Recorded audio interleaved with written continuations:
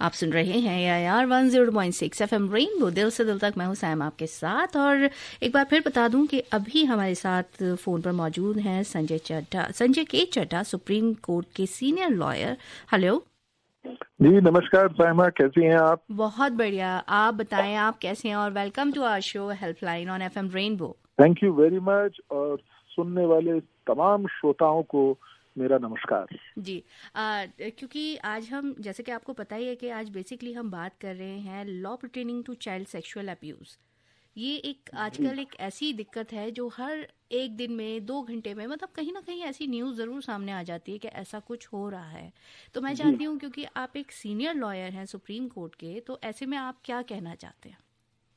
देखिए, जो पृष्ठभूमि है वो सबको मालूम है जी कि हमारे देश में विश्व में सबसे ज्यादा अगर बच्चे हैं, तकरीबन जो हमारी 2011 की सेंसस थी उसमें जी 47 करोड़ बच्चे थे हमारे देश में। हम्म और वहीं पे हमारा एक फंडामेंटल राइट है, राइट टू लाइफ, आर्टिकल 21, जी जो हमें बताता है कि हम सबको, इन बच्चों को भी और हम सबको अधिकार है एक अच्छे जीवन का, डिग्निफाइड लाइफ का।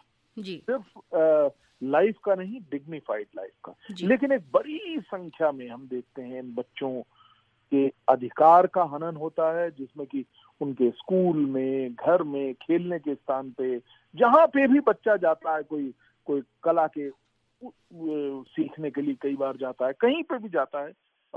और इसके अलावा हमारे यहाँ कई बच्चे, चाइल्ड लेबर का भी हमारे यहाँ प्रॉब्लम है। तो वर्क प्लेस में भी हमने देखा कि कई जगहों पे, मैं ये नहीं कह रहा हूँ कि सब जगहों पे, कई जगहों पे बच्चों के साथ sexual offences, molestation, sexual abuse होते हैं। ये एक चीज है जिसे आप सबको, हमको स्वीकारना होगा।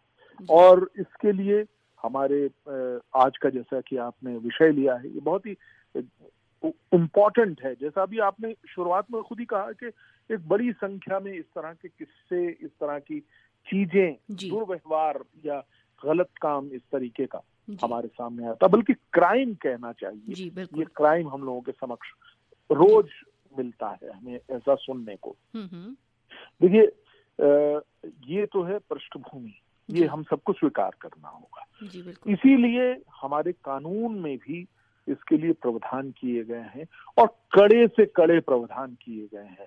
मैं आपके माध्यम से आज बताना चाहता हूं कि देखिए, 2012 में एक बहुत बहुत महत्वपूर्ण कानून का उदय हुआ था, बनाया था, नया कानून आया था, जिसका नाम है protection of children from sexual offences act, जिसे हम कहते हैं पॉक्सो एक्ट 2012। जी। इसका मतलब ये नहीं है कि 2012 से पहले हमारे पास कानून नहीं था। देखिए, अगर हम आईपीसी, जो कि 1860 का है, इंडियन पीनल कोड, जिसमें भारत के अंदर की जाने वाली किसी भी ऑफेंस को जो है पनिश किया जाता है, तो उसमें हमने 3-4 सेक्शन बहुत रेलेवेंट हैं। जैसे कि 375 आईपीसी, जो कि रेप को बताता है, अगर किसी बच्चे के साथ होता है तो वो सेक्शन जरूर लगेगा। 354 outrage of modesty of women, ये महिलाओं के लिए है, तो गर्ल चाइल्ड इसमें कवर्ड हो जाती है। जी। इसी प्रकार से जैसे रेप है, उसमें भी गर्ल चाइल्ड ही कवर होगी, मेल नहीं होगी। एक जो कि बहुत महत्वपूर्ण सेक्शन है 377 आईपीसी का, अननेचुरल ऑफेंसेस के लिए, उसमें अगर मेल के साथ भी कोई किसी भी तरीके से मॉलेस्टेशन का काम करता है या सेक्सुअल अब्यूज कोई व्यक्ति करता है, तो उसके लिए कड़ा कड़ा जो है कानून है और उसको सजा का प्रावधान है। ये तो हो गई जब हमारे पास एग्जिस्टिंग, जिससे कहते हैं कि लॉ होता था आईपीसी, लेकिन उस लॉ से कुछ समझ नहीं रहा था, चीजें बैड टू वर्स हो रही थी। तो 2012 में इस पीछे थी, उन्होंने protection of children from sexual offences act, जिसको पॉक्सो एक्ट, कठिन जटिल जो है कानून, इसको मेरे कहते हैं कि रोबस्ट लीगल फ्रेमवर्क तैयार किया उसने, बड़ा कड़ा और एकदम जो है ये प्रोग्रेसिव लॉ कह सकते हैं इसको हम लोग। जी। अगर हम इससे बात करें, इससे बेसिकली सेक्सुअल असॉल्ट जितने भी हो सकते हैं उन सबको इसमें लिया गया है। सेक्सुअल हरासमेंट बच्चों का किसी भी तरीके से होता है उसको इसमें कवर किया जा रहा है। इसके अलावा पोर्नोग्राफी से रिलेटेड कोई भी अगर ऑफेंस है उसको इसमें लिया गया है। और कंप्लीट जो कंप्लेंट है बच्चे के खिलाफ जो होती, बच्चे जो के खिलाफ अगर कुछ इस तरीके का सेक्सुअल अब्यूज या मोलेस्टेशन होता है तो उसको पूरी कंप्लेंट को एक सबसे बड़ी जो इसकी जो मजबूती है, जैसे मैंने बताया कि कानून बड़ा सख्त है और उस कानून के तहत जो सजा है वो 10 साल की मिनिमम और लाइफ इम्प्रिजनमेंट की सजा है। आप देखिए कितना घातक कानून है। अगर एक व्यक्ति इस कानून में आ जाता है और उसको ये पाया जाता है ट्रायल में, ये निकलता है कि उसने बच्चे के साथ जो है सेक्सुअल अब्यूज किया है, मॉलेस्टेशन किया है या रेप और वो तमाम चीजें, तो ऑब्वियसली कवर्ड होंगी ही होंगी। इस रॉबस्ट लीगल फ्रेमवर्क के अंतर्गत बच्चे का प्रोटेक्शन देते हुए बच्चे को एक उसको बिल्कुल, देखिए इस कानून की सबसे बड़ी व्यवस्था ये है कि बच्चे के फ्रेंडली वे में इस कानून को डील करना है। जैसे चाइल्ड फ्रेंडली जिसे हम लोग कहते हैं जी। कोई भी इन्वेस्टिगेशन अगर होना है, पूछना है कि क्या हुआ, आप जा रहे थे बच्चा तो उसके साथ मिलने पे क्या हुआ, कैसे हुआ, क्योंकि देखिए इन सब चीजों को चार्जशीट अगर पुलिस फाइल करेगी तो उसमें उसका विवरण होता है जी। तो बच्चे से किस प्रेम भाव से, क्योंकि देखिए बच्चा तो अपने आप में एक व्यथा को झेलने के बाद बैठा हुआ है, अब उससे दोबारा अगर हम पूछते हैं तो वो भी एक अपने आप में बड़ा दुख और कष्ट की बात हो जाएगी बच्चे की जी, बिल्कुल, लेकिन जानना इसका बहुत आवश्यक है। तो कानून में एक व्यवस्था की गई है कि चाइल्ड फ्रेंडली वे में इसका इन्वेस्टिगेशन किया जाएगा, बहुत शांति के साथ। महिलाओं का उसमें इस्तेमाल किया जाएगा। जो महिलाएं, जो जैसे कोई बच्ची है तो उससे पुरुष नहीं पूछेगा, महिला पूछेंगी और बड़े ही जो है शांत सौम्य, अगर आज बच्चे का मन नहीं है तो आज नहीं पूछेंगे, कल भी नहीं है तो कल भी नहीं, जब होगा तब उससे पूछा जाएगा और पूरी चीज को किया जाएगा।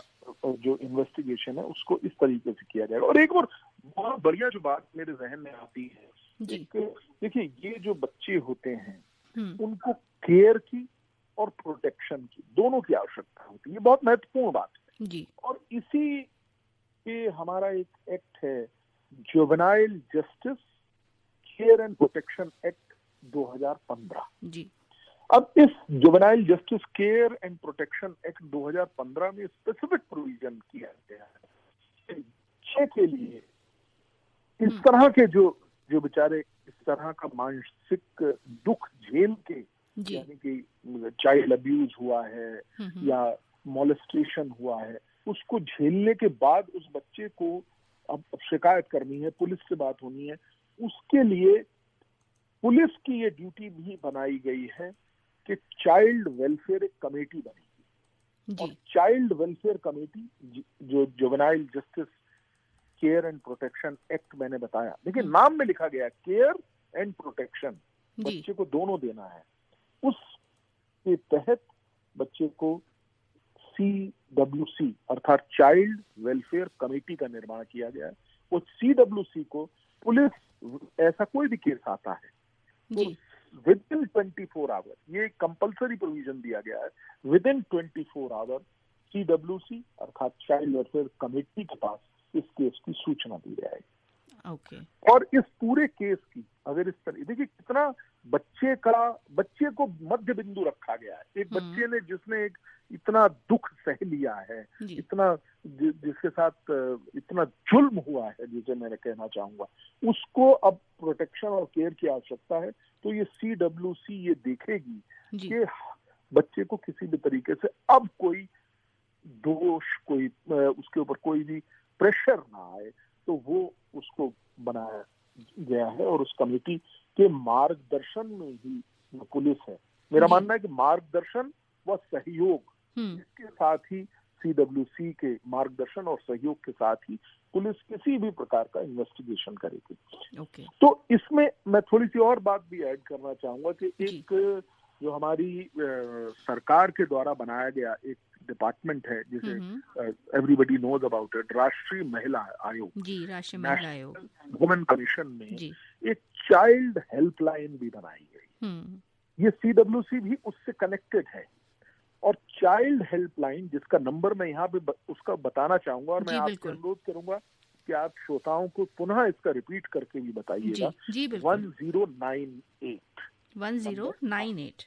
हाँ, जितने नंबर है 1098। आप देश के किसी भी कोने से 1098 को जब डायल करेंगे तो चाइल्ड की हेल्पलाइन है, जिससे कि अगर चाइल्ड के साथ किसी भी प्रकार का कोई भी दुर्व्यवहार, कोई भी कष्ट उसको दिया जा रहा है, तो वो चाइल्ड 1098 नंबर पे डायल करके आपको सतत तरीके से, बहुत तेजी के साथ राष्ट्रीय महिला आयोग के द्वारा इस हेल्पलाइन नंबर से आपके ऊपर एकदम आपको मदद पहुंचाई जाएगी। तो ये एक ब्रॉड फ्रेमवर्क है। इसके अलावा मैं यहाँ पे आज एक और बहुत इम्पोर्टेंट लॉ का भी बताना बहुत आवश्यक समझता हूँ। हमारे देश के लोग जानते हैं कि किस प्रकार देश की बेटी निर्भया का एक गलत कुकर्म जिसे हम कहते हैं वो हुआ था। वो बात है 2013 की, और उसके 2013 में ही एक कमेटी का गठन किया गया था सरकार ने, केंद्र सरकार ने, जस्टिस JS वर्मा कमेटी। अब जस्टिस JS वर्मा कमेटी के द्वारा, क्योंकि हम आज बच्चों की बात कर रहे हैं इसलिए इस प्रोविजन को बताना बहुत आवश्यक है। उन्होंने बहुत सख्त कानून की व्यवस्था का बताया कि इसको करिए। तो उसके आधार पे केंद्र सरकार ने धारा 376 अर्थात जो रेप की धारा है उसमें सबसेक्शन 2 सब क्लॉज 1 के तहत 16 साल से कम का जो बच्ची है अगर उसके साथ किसी भी तरीके से कुकृत किया जाता है, यानी अर्थात रेप किया जाता है, कुकर्म किया जाता है, तो उसकी सजा मिनिमम जो पहले 7 साल से कम होती थी उसको बढ़ा के मिनिमम 10 साल और मैक्सिमम लाइफ इम्प्रिजनमेंट का प्रावधान किया गया है। एक और छोटा सा प्रोविजन भी बताना मैं बहुत आवश्यक समझता हूँ।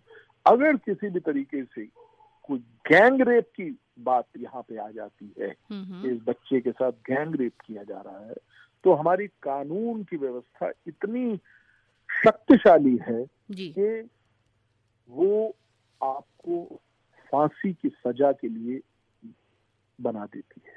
अर्थात अगर गैंग रेप होगा तो जितने भी व्यक्ति उसको कृत्य में शामिल होंगे उनको सजाए मौत होगी। तो इतना सख्त है हमारा कानून। सबसे बड़ी बात मैं आपको ये बताना चाहता हूँ, और इस व्यवस्था को सरकार बड़ी सुदृढ़ता से लागू कर रही है। यही कारण है कि अब तेजी के साथ, बिना किसी रोक ठोक के तेजी के साथ कोर्ट्स के निर्णय भी आ रहे हैं। स्पेशल कोर्ट्स का गठन किया जा रहा है साइमा जी, जिससे कि अगर इस तरह का कोई कुकर्म होता है, मैं आपको एक उदाहरण देता हूँ। अलवर के न्यायालय ने 45 दिन में एक छोटी बच्ची के साथ रेप हुआ था, मात्र और मात्र 45 दिन में उस मुकदमे का निर्णय दिया है। तो अब वो गति भी तेज आ रही है, कानून की व्यवस्थाओं में बहुत चेंज आया है, कानून को बहुत बहुत सख्त बनाया गया है, और अब किसी भी प्रकार से इस तरह के किसी भी कुकर्म को बर्दाश्त नहीं किया जाए। संजय के चड्ढा जी, हम आपसे इसी तरह बात करते रहेंगे। यहाँ मैं आपको इंटरप्ट करना चाहूँगी क्योंकि यहाँ हम एक छोटा सा ब्रेक लेंगे। हमारा एक स्पॉन्सर्ड प्रोग्राम है, आप उसे सुनिए, और जितने भी हमारे लिसनर्स हैं हमारे स्पॉन्सर्ड प्रोग्राम को सुनिए, कुछ किस्से कुछ कहानी, और फिर इसी तरह आपसे बातें करूँगी जल्द ही आकर के। ठीक है सायमा जी। Akashvani FM rainbow.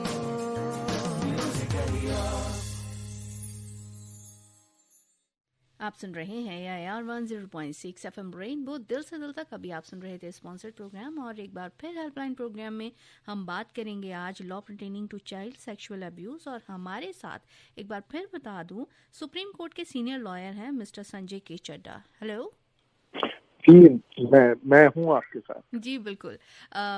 क्योंकि हम आज एक चाइल्ड सेक्सुअल अब्यूज़, क्योंकि एक इतना इम्पॉर्टेंट टॉपिक है लोगों को अवेयर कराने के लिए, और अभी तक जितनी बातें आपने हमसे शेयर की, बताया कि कौन कौन से ऐसे एक्ट हैं या क्या कुछ ऐसा हो सकता है और किस तरह से बच्चों को सेफर साइड, अगर हम किसी कानूनी तौर पे जाते हैं तो उन्हें कितना सेफर साइड फील कराया जाता है।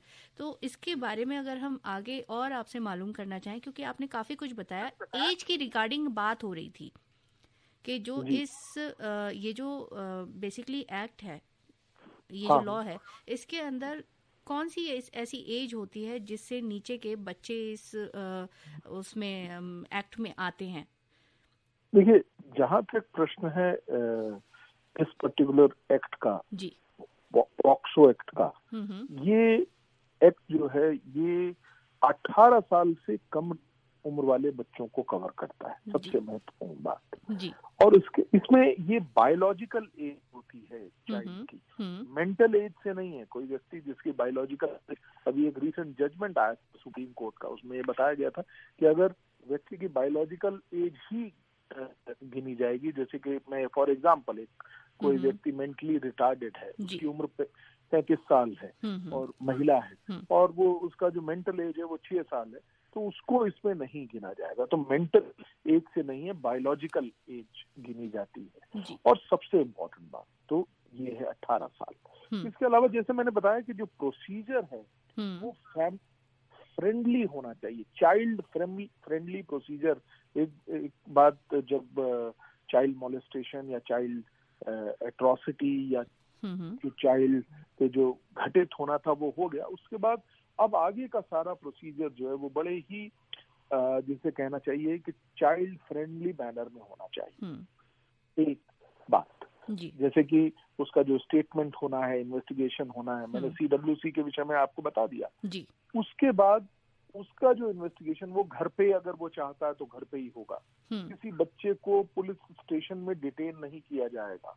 पुलिस जब उससे बात करेगी तो किसी भी तौर पे पुलिस अपनी यूनिफॉर्म में नहीं आएगी। देखिए कितने, अगर वो पुलिस यूनिफॉर्म में होगी तो बच्चा डर सकता है, इसलिए पुलिस को यूनिफॉर्म में नहीं आना है। और यहीं पे बात खत्म नहीं होती है। स्पेशल एजुकेटर के तौर पे जो लोग हैं, जो जानते हैं चाइल्ड साइकोलॉजी के विषय में, जो जिनको साक्षरता हासिल है, जो जानकार है इस चीज के, उनको इसमें बुलाया जाएगा।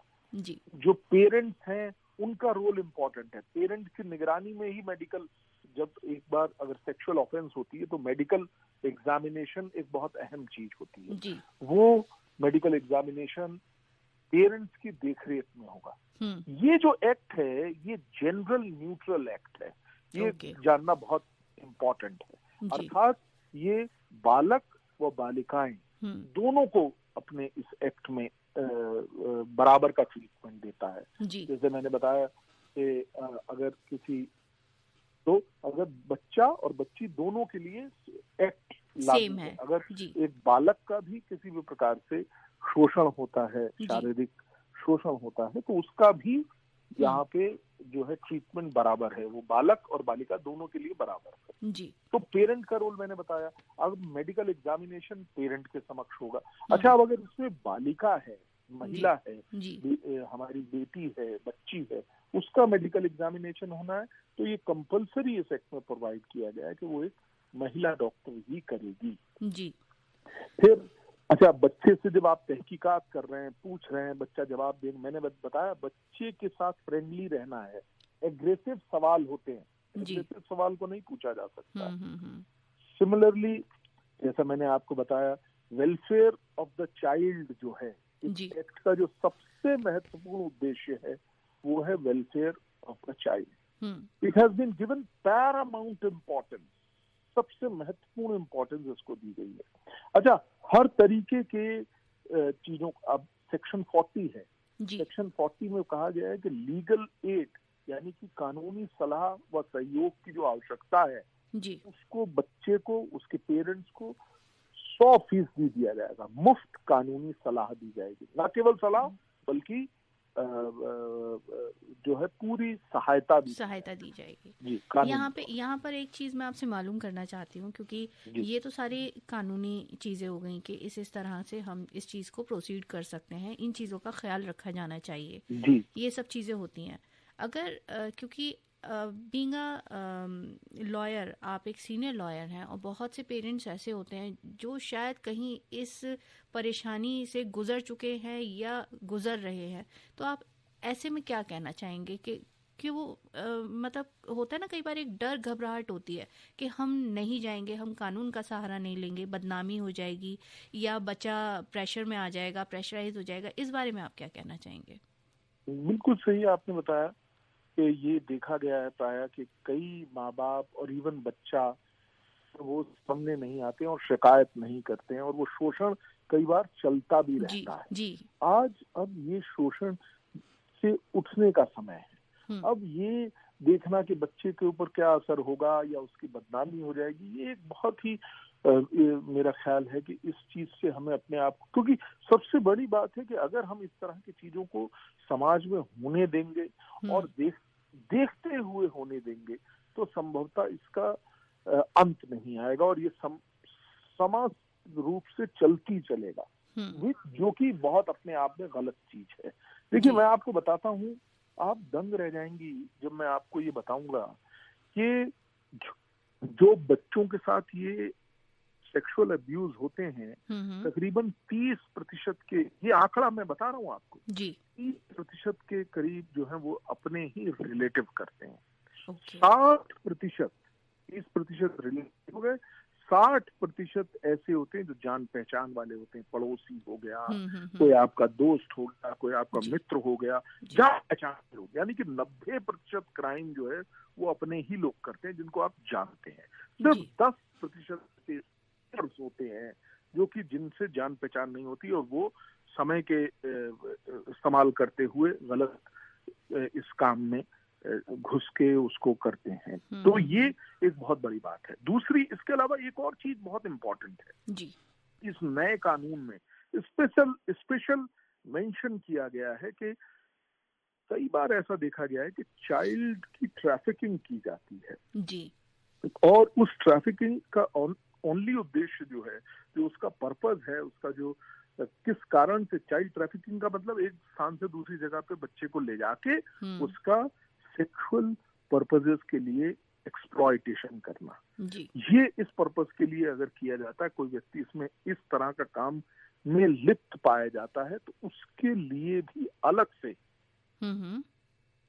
सजा का, और मैं कहूंगा कि बहुत बहुत सख्त सजा का प्रावधान किया गया। 10 साल तक के लिए उसको जेल में दिया जाएगा नए एक्ट में। क्योंकि अब देखिए टेक्नोलॉजी बहुत बढ़ गई है, हम देखते हैं आईटी एक्ट की मदद ली गई। आईटी एक्ट का मतलब है इंफॉर्मेशन टेक्नोलॉजी एक्ट की भी मदद ली गई है। चाइल्ड पोर्नोग्राफी एक बहुत बड़ी सिरदर्द बनी। रेगुलर पोर्नोग्राफी भी बहुत एक बड़ी समस्या है हमारे देश में। अगर उसमें भी किसी प्रकार से बच्चे को खींचा जाता है, उसको दिखाया जाता है या इन्वॉल्व किया जाता है, तो उसके लिए भी पनिशमेंट की आवश्यकता थी, वो इस एक्ट ने दी है। इस एक्ट में अगर चाइल्ड पोर्नोग्राफी में कोई आदमी लिप्त पाया जाता है तो मिनिमम, देखिए सुनिएगा, 5 साल की सजा का प्रावधान किया गया है जी। तो मैं आपके माध्यम से ये बताना इसलिए आवश्यक समझता हूँ क्योंकि जब इन चीजों के बारे में आम जनता को, हमारे श्रोताओं को पता होगा तो वो जागरूक होंगे, अपने अधिकारों के लिए जागरूक होंगे कि इतनी सख्त सजा हो सकती है। और इसको अगर कोई व्यक्ति जो दोषी व्यक्ति है, जो ऐसा व्यक्ति जिसके मन में ऐसा भाव करने का आ रहा है, वो जब सुनेगा तो वो भी एक बार सहम जाएगा, वो भी एक बार सोचेगा, 10 बार सोचेगा बल्कि क्राइम को करने से पहले। तो ये जन जन तक पहुंचना भी अपने आप में बहुत आवश्यक है कि ये इतना सख्त कानून अब हमारे देश में है और इस कानून के तहत सख्ती से प्रोविजन भी, एक्शन भी लिया जा रहा है। जी जी बिल्कुल। अच्छा, मैं यहाँ पर आपसे सिर्फ एक चीज़ कहना चाहती हूँ, क्योंकि हमारे पास वक्त की कमी है और ये टॉपिक इतना सेंसिटिव है कि हम इस पे जितनी बात करें और जितना अपने लिसनर्स तक बातें पहुँचा सकें, समझा सकें, और क्योंकि आप एक सीनियर लॉयर हैं सुप्रीम कोर्ट से, तो अभी तक जितना कुछ आपने बताया बहुत अहम था। किस तरह से चीज़ों को संभालना चाहिए, किस तरह से पेरेंट्स को ध्यान रखना चाहिए, क्या क्या चीज़ों का ख्याल रखना चाहिए, ये अभी तक आपने हमें सब चीज़ें बताई। लेकिन मैं यहाँ चाहती हूँ कि वक्त की कमी है और जाते जाते आप हमारे लिसनर्स को क्या एडवाइस देना चाहेंगे? देखिए, दो अहम बातें और मैं कह दूं जल्दी से। एक तो अगर कोई जो चाइल्ड अब्यूज का अनसक्सेसफुल अटेम्प्ट भी करता है, यहाँ तक कि अटेम्प्ट हो रहा है और कुछ हुआ नहीं, वो भी एक ऑफेंस मानी गई है। और पुलिस को, एक तो ये बड़ा महत्वपूर्ण बात है, और दूसरा पुलिस को जो ड्यूटीज हैं, जो उनकी पुलिस की ऐसे केसेस में, जब चाइल्ड अब्यूज के केसेस में कैसी ड्यूटी होनी चाहिए, ये पॉस्को के जो रूल्स बने हैं उनमें स्पेसिफिकली बताया गया है कि पुलिस को क्या क्या चीजें फॉलो करनी चाहिए। और वो सबका केंद्र बिंदु सिर्फ एक है, चाइल्ड फ्रेंडली होना, और दूसरा कि वो हर तरीके से चाइल्ड के लिए केयर और प्रोटेक्शन को हम ध्यान में रख के बनाए गए ये नियम कानून है, पहली बात। दूसरी, एक जो अब जैसा आपने बताया कि हम जनमानस को क्या समझ में आना चाहिए, क्या उनको हमेशा अपने ध्यान में रखना चाहिए, वो सबसे इम्पोर्टेंट बात ये है कि किसी भी प्रकार से अगर आपको ये पता चलता है तो कि इस प्रकार का कोई केस, कुछ एक्शन, कहीं पे कुछ इस तरह का एक्ट ओमिशन होती दिखी, तो आपको इमीडिएटली इसकी सूचना पुलिस को देनी चाहिए, जो कि पुलिस CWC अर्थात चाइल्ड के जो वेलफेयर की कमेटी है CWC, उसको सूचना अवश्य देगी। वो अपने आप पुलिस दे देगी, उनको ऐसा नियमावली में लिखा गया है।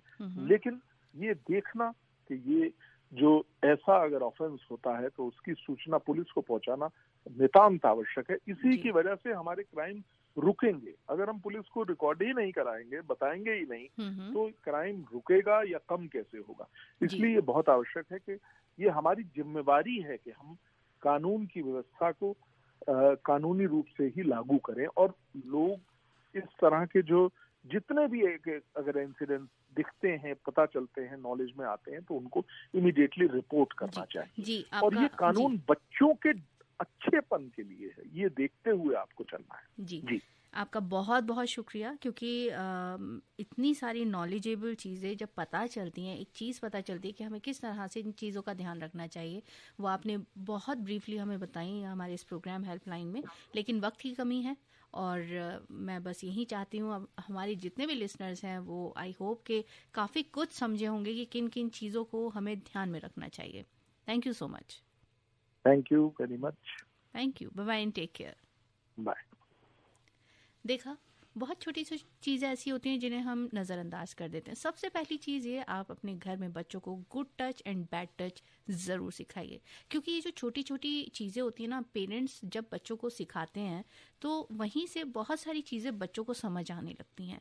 तो ये बहुत ज़रूरी है कि बच्चों को आप एजुकेट कीजिए। गुड टच बैड टच का तो बहुत ज़रूरी है, और उनको चीज़ें समझाइए किस तरह से। अगर किसी अजनबी से आप मिल रहे हैं तो बहुत जल्दी उससे फ्रैंक नहीं होना है, बहुत जल्दी उनसे मेल जोल नहीं बढ़ाना है, कुछ चीज़ें खाने की नहीं लेनी है। अगर स्कूल से भी कहीं पेरेंट्स देर से पहुंचते हैं बच्चों को लेने के लिए, तो वहाँ किस तरह से बच्चों को टीचर के साथ रहना चाहिए, स्कूल में रहना चाहिए। छोटी छोटी सी चीज़ें अगर आप अपने बच्चों को समझाएंगे तो शायद ये जो परेशानियों का सामना पेरेंट्स को करना पड़ जाता है, बच्चों को करना पड़ जाता है, बहुत हद तक इनसे निजात मिल सकती है। फिलहाल इसी तरह बातें होती रहेंगी, लेकिन प्रोग्राम जो है यहाँ पर हेल्पलाइन अब हम वाइंड अप करेंगे, और अगला प्रोग्राम यानी कि परवाज़ है काम तेरा, उसमें मैं एक बार फिर आपके साथ रहूंगी ओनली ऑन 102.6 FM रेनबो, दिल से दिल तक।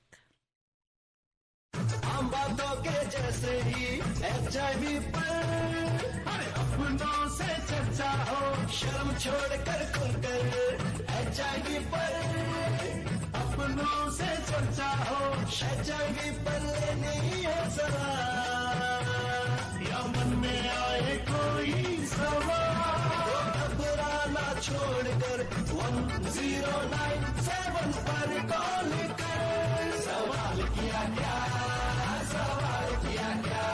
HIV/AIDS से जुड़े सभी सवालों के लिए आज ही टोल फ्री नंबर 1097 पर कॉल करें। Haryana state AIDS control society द्वारा जनहित में जारी। और यहाँ पर एक बार फिर आपको बता दूं कि अभी हम बात कर रहे थे law pertaining to child sexual abuse helpline programme आज इस पर था। और आज हमारे साथ मौजूद थे प्रोग्राम में सुप्रीम कोर्ट के senior lawyer mister Sanjay K Chadha. और यहाँ पर इसी तरह आपसे बातें होती रहेंगी ओनली ऑन 102.6 FM रेनबो, दिल से दिल तक। मैंने वादा किया था बहू से, मैंने वादा किया था मुझे पूरा करना ही होगा। लो माँ भी आ गई। माँ देखो तुम्हारा पोता बिल्कुल मुझ पे गया है ना। ये सब बाद में, पहले बच्चा इधर ला।